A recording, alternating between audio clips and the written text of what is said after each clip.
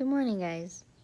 So today I wanted to discuss all the various different types of abuse that toxic people will do, that narcissists will do, and I know I've kind of already gone over them separately, but today I wanted to kind of put them together and go more in depth on them in one whole video because there is just so much more detail on things that toxic people will do, that narcissists will do to their victims, and I wanted to just reach a little deeper and talk about them a little bit more with you guys today.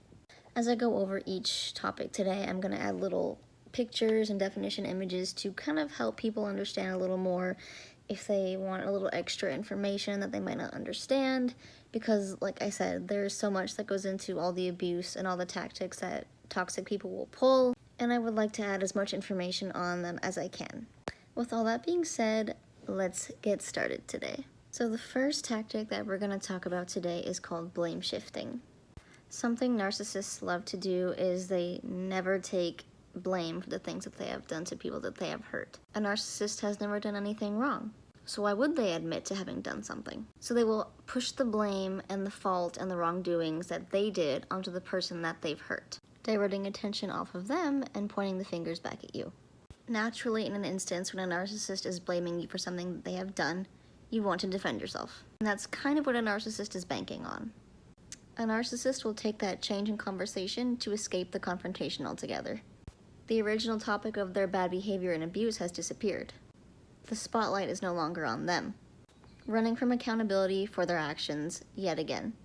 And then you are blamed for causing problems, drama, and thusly ending the friendship or the relationship at hand. It's your fault for what could have been that's not. And that's blame shifting. The next topic we're going to go over is called love bombing. Bombing is a toxic trait that narcissists or just abusive people will engage in to essentially get your guard down. It's a form of manipulation, whether it be vocal flattery, attention, speaking kindly to you, giving you gifts, sex, jumping into a love type situation very quickly, making over-the-top promises, fake future planning, pledging eternal love right off the bat. All of this is just emotional mind games to get you to let your guard down so they can easily manipulate you further in the relationship. Or if it's gift giving, to gauge how your reaction will be. They'll tell you certain things vocally just to see how you'll react. Love bombing is just a way to get you to forget all the abuse that they have put you through and to keep your guard down for any potential future abuse that they're going to put you through. Abuse they probably already have in mind. And that's love bombing. This next tactic we're going to go over is called gaslighting. Sort of piggybacking off of blame shifting, but it has a little bit more to it. Gaslighting is mainly used to cause confusion and manipulate their victims. Doubt your sanity and make you think you're crazy, which is what a narcissist wants you to think about yourself. To make you think you are at fault for the abuse that they've put you through, that you even deserve it. Anything to take away blame from them and to divert the attention onto you is exactly what they want. Because they sure as hell won't be held responsible for what they've done. It's all about control. They do it to make you second guess your memory, your reality, or your perception of the exact abuse that they have put you through purposefully. Just twisting your sense of reality and denying the abuse that they have put you through. Even so much as denying it as they're doing it. They'll also try to convince you that you're just mentally unfit, that you're unstable, that you're not well, that it's just all in your head. And that's gaslighting. Moving right along, this next one's going to be called power and control. Pretty basic, but there's a lot that goes into it. With this channel, we mainly talk about narcissism and narcissistic abuse, but this topic also falls into domestic abuse. One of the main things that a narcissist absolutely loves is to exert control. They're control freaks, usually stemming from some kind of anger that they haven't dealt with yet.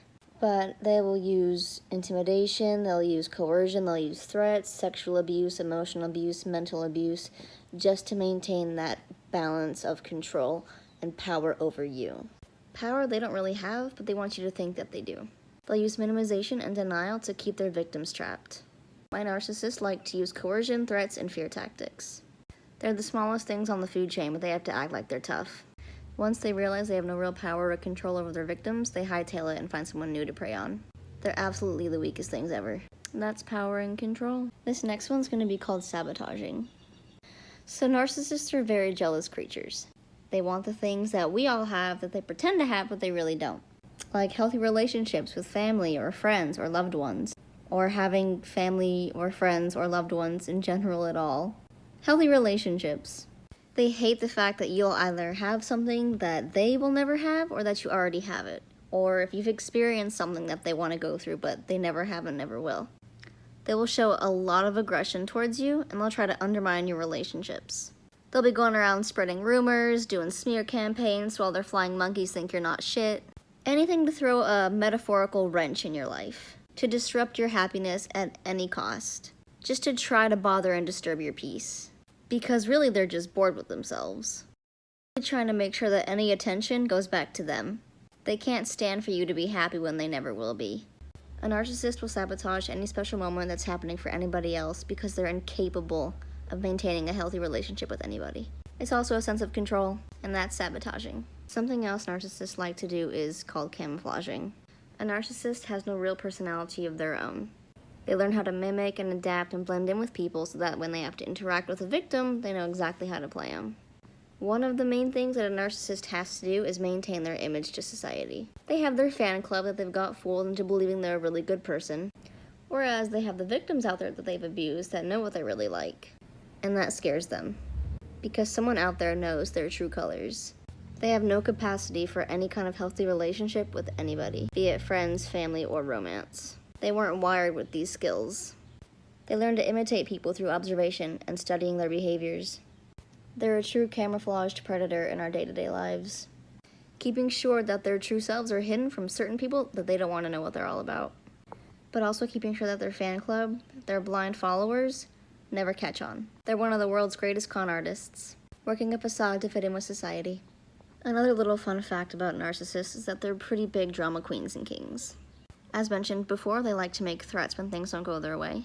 My narcissist being a huge drama queen, she knows how to shift all the attention off of her and onto me. But more often than not, narcissists absolutely love drama. They love the spectacle of their own narcissism. The world is one big movie and they're the stars. We're just the supporting actors in their charade. Even going so far as to say that they hate gossip and they hate drama. By far and wide, the drama and the gossip is about them and their narcissistic traits. Eat that shit up. 9 times out of 10, they're the ones starting the drama and the gossip. And if or when confronted, they deny. Narcissists are world-class actors. They know exactly who to fool and how to fool them, and who they want on their side, and for how long. They're the realistic versions of Amber Heard. Let's just hope they don't take a shit in your bed. Have you ever wondered why your narcissistic abuser has never apologized to you? It's pretty plain and simple. They've never done anything wrong. Because a narcissist will always have someone to blame on their problems and their issues and the things that they've caused. A narcissist is perfect. Why would they have to apologize for hurting someone? It never happened. They've never been at fault or been in the wrong for hurting someone or causing a problem. Anytime you try to confront them, they'll tell you to move on or get over it. Grow up. It never happened.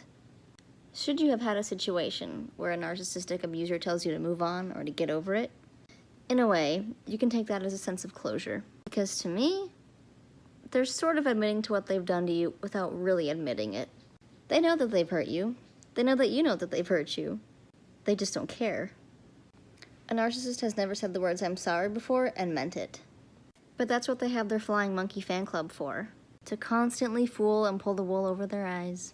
I think this last main topic that we're going to go over is called hovering. For a narcissist, if there's even the slightest chance of being able to come back into your life with any kind of brainwashing, they're going to take it. They will seize any opportunity that they might believe that there's a chance of being able to brainwash you back into their bullshit, and they're going to do it. Probably more than once. They'll suck you in by exploiting knowledge or using triggers. You can definitely expect love bombing or faux apologies. A rainbow of pleas and demands targeting things that you might fear, things that you want, things that you don't want.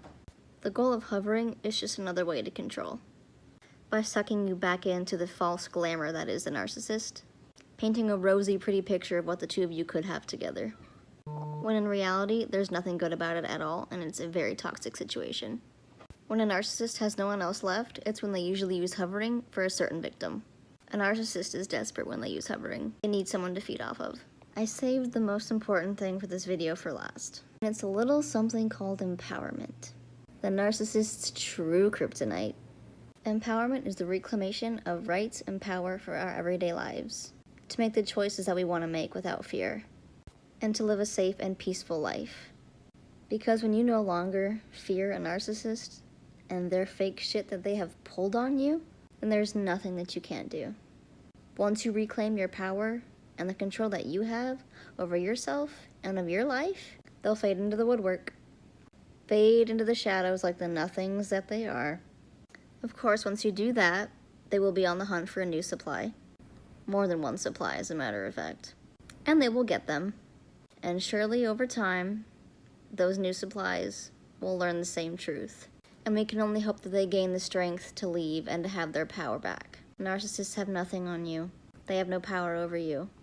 They are absolutely nothing but bullies who are sad and alone and miserable in their everyday lives, despite these amazing and glamorous photos that they try to put out there. They have to play the online charade game too, convincing themselves and others that they live this perfect and wonderful life, that they have so many loved ones and so many good things going for them, when in reality, they're just mimicking what others have and what they wish they would have, but they never will. Because they're pieces of shit. You all deserve to live your lives narcissist and abuse free. You are so much stronger than any narcissist abuse or any abuse at all. A narcissist has nothing over you. You literally have all the power. They just don't want you to think that. You're goddamn Wonder Woman, bitch. You're fucking Superman. You've got this. Just remember that you're not alone. You have others in your court. Something they will never have. Remember, knowledge is power, and that you are strong.